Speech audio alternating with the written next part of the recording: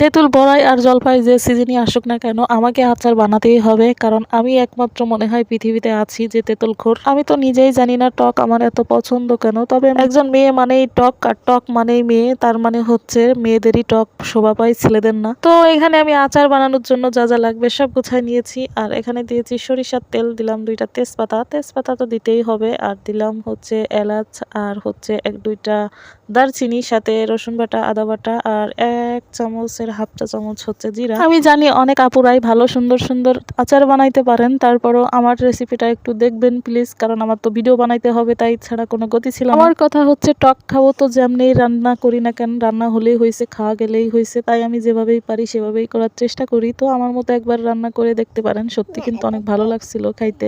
বিশ্বাস করবেন কিনা জানি না, এখানে হাফ কেজির মতো জলপাই ছিল, তারপরও আমি এটা একদিনেই শেষ করে ফেলছিলাম, আর পরের দিন মনে হয় 2 পিস না 3 পিস খাইছিলাম, আর সারাদিন কোনো খাবারই খাই নাই। সরি, তাই বলে এই না যে আমি শুধু আচার খেয়েছিলাম, মানে ভাতও খেয়েছি, কিন্তু জলপাইটা একটু বেশি প্রাধান্য দিয়েছি ভাতের থেকে, কারণ আমার কিছুক্ষণ পর পর মনে ওঠে ঘরে কি যেন একটা আছে, আর অমনি যেয়ে গালে দিই, ফিরে আবার মনে পড়ে যে কি জানি একটা আছে। এইভাবে করে আমি অনেকগুলো খেয়ে ফেলেছিলাম। বিশ্বাস করেন ভাই, আমার আচার তো ফুরাই গেছে, কিন্তু এডিটিং করার সময় আমার জিভা দিয়ে আবার জল চলে আসলো। যাই হোক, কোনো ব্যাপার না, আমি আবার কালকে বানাই খাবো ইনশাল্লাহ। আমার জলপাই দেখে যদি আপনাদের গালেও জল আসে, সেক্ষেত্রে আমার কোনো দোষ নেই, বুঝছেন। বাসায় একবার হলেও ট্রাই করে দেখবেন বানাই খেয়ে, আমি কিন্তু কাউকে খাওয়াইতে পারবো না।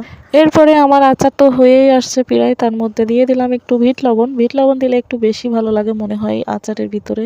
আমার আচারে মনে হচ্ছে নজর লেগে গেছে, যার কারণে ভালো স্পষ্ট দেখা যাচ্ছে না, একটু ঘোলাটে কালার হয়ে গেছে। যাই হোক, কোনো ব্যাপার না, আপনাদের নজর উঠাই নেন, নজর লেগে গেলেও কোনো সমস্যা নাই, কারণ এটা আমি আরো 1 সপ্তাহ আগেই খেয়ে ফেলেছি। আর এখন দিচ্ছি হচ্ছে আমি পাঁচফোড়ন, আর হচ্ছে শুকনো মরিচ গুঁড়ো করে রেখেছিলাম, ওইটা দিয়ে ভালো করে নেড়ে একটু পরেই নামিয়ে নেব।